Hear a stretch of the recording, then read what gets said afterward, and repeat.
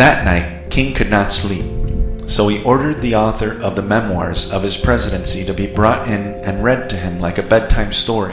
It was found, recorded, that Mordecai had exposed Bigthana and Teresh, two of his former cabinet members who had conspired to assassinate him at the Lincoln Center Awards.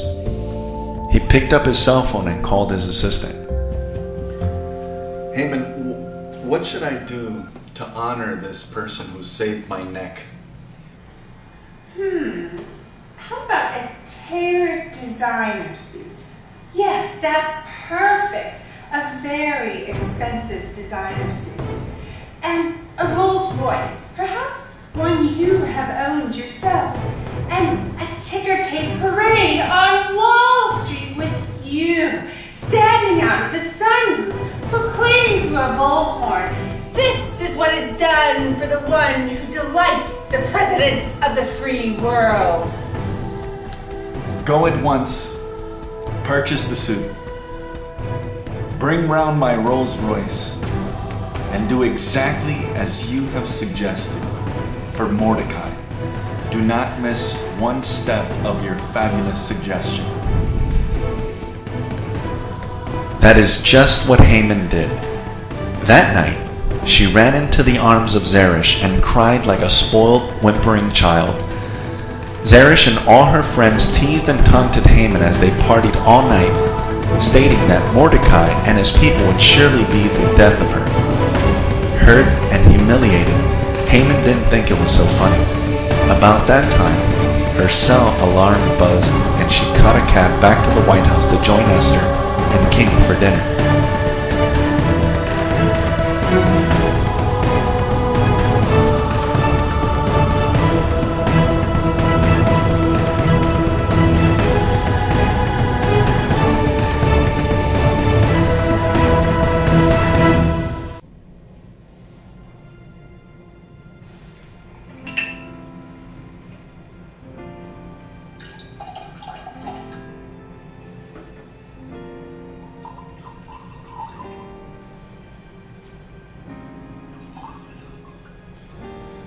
Okay, Esther. My curiosity's getting the better of me. What is it? Yeah, what is so important that you would call me, the Secretary of State, to have dinner with just the two of you? Pipe down, Haman. Esther, you have the keys to the kingdom. What else could you possibly want?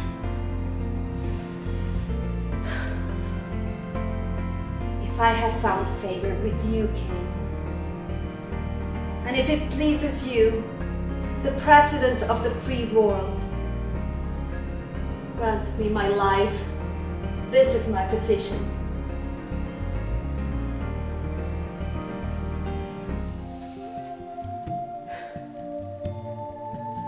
If I have found favor with you, King, and if it pleases you, the President of the free world,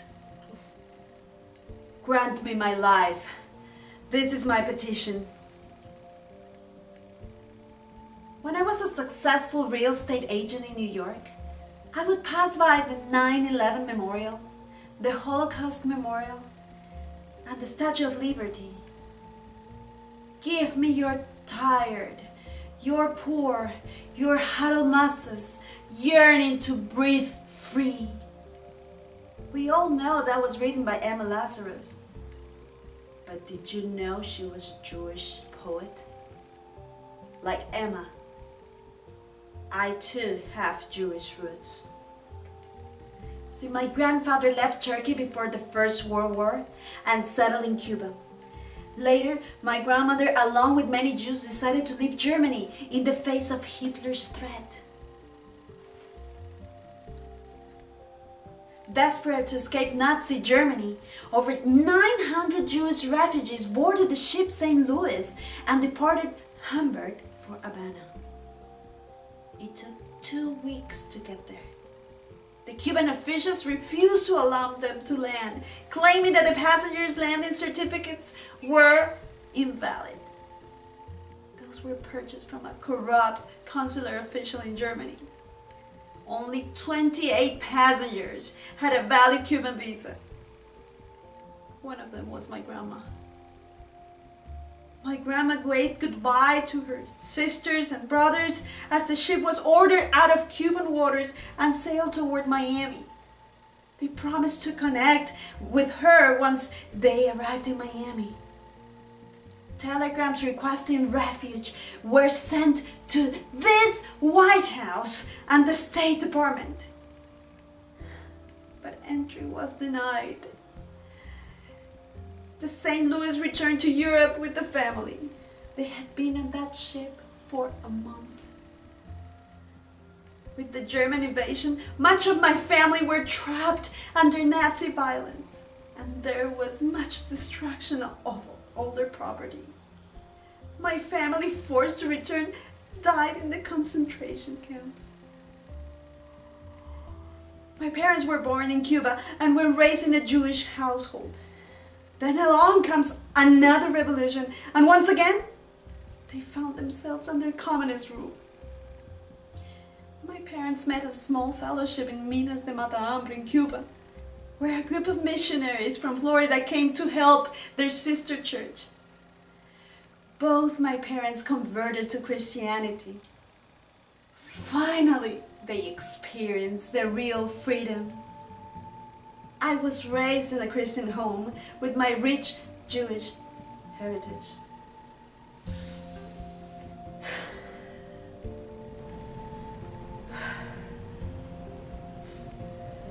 My father was pretty vocal about his faith and was arrested.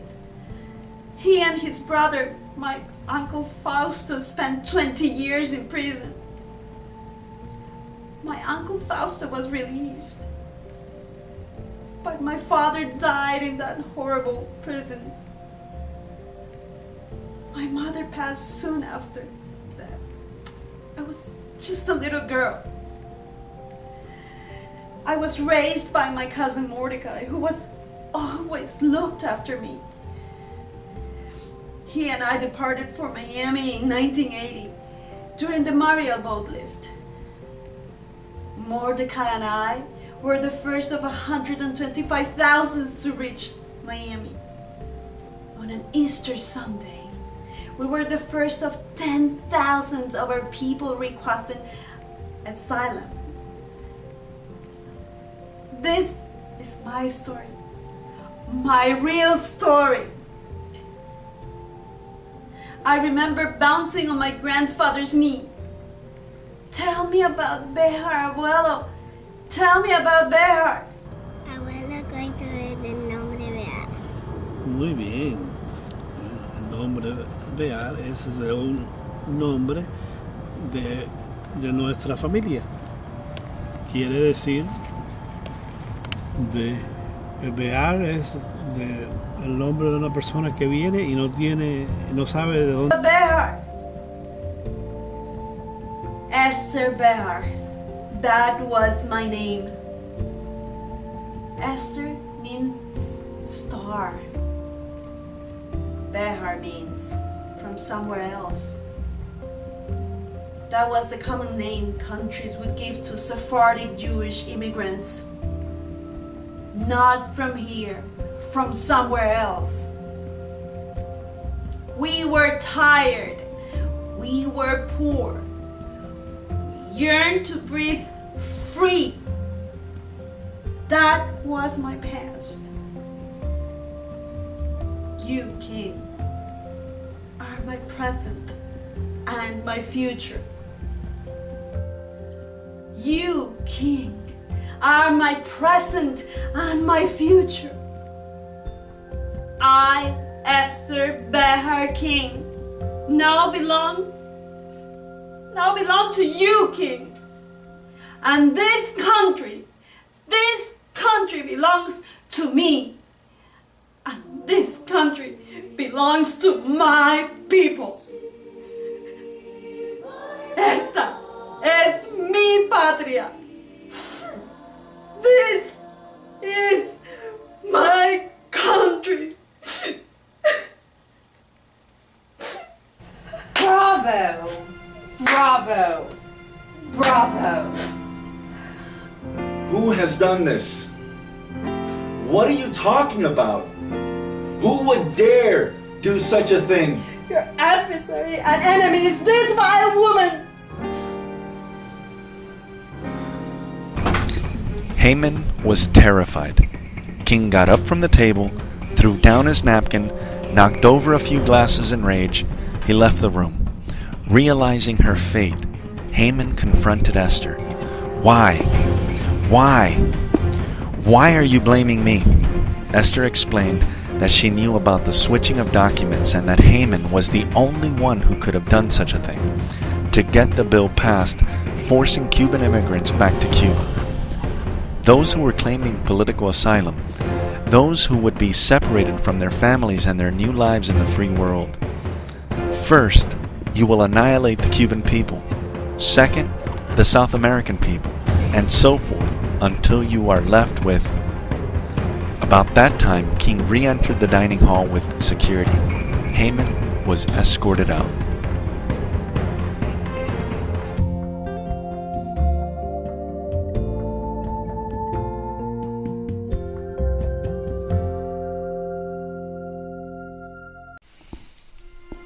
After Haman passed, her estate was given to Esther as a result of a litigation settlement. When King realized that Mordecai was related to his sweet Esther, he gave his presidential ring to him. Esther turned over Haman's estate to Mordecai. Even though the law had been passed, it was repealed. However, some of the Cubans had already started their journey back to their homeland. The government provided them with ammunition to defend themselves in case they were attacked on the high seas, and provided provisions for them as they returned to their lives in the free world.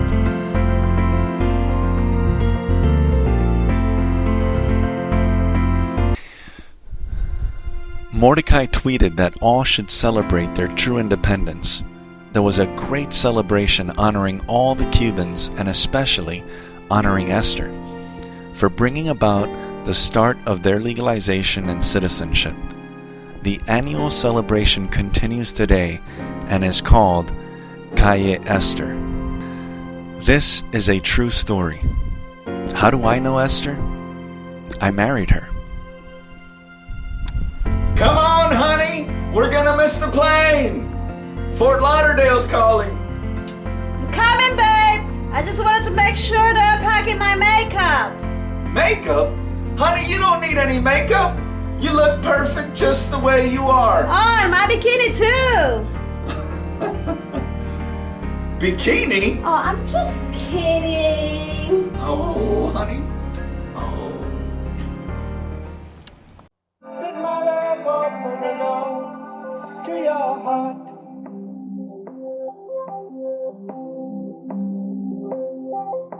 Let my love open the door. When everything feels all over. Honey, I'm gonna go and catch the game with some friends. No, you were supposed to go with me to the mall. We were buying cousin Julio's nephew Carlito's birthday present, remember? Okay, alright, I'll just record it. But I'll need to pick up some ties on the way. Why bother, honey? The baby's gonna spit on them anyway. She's right. When you are loved by the King, an ordinary woman can do extraordinary things. When you are loved by the King, love, God's greatest mystery, makes you a star throughout all history. When you are loved by the King, an ordinary woman can do extraordinary things. When you are loved by the King, love, God's greatest mystery, makes you a star throughout all history. You were born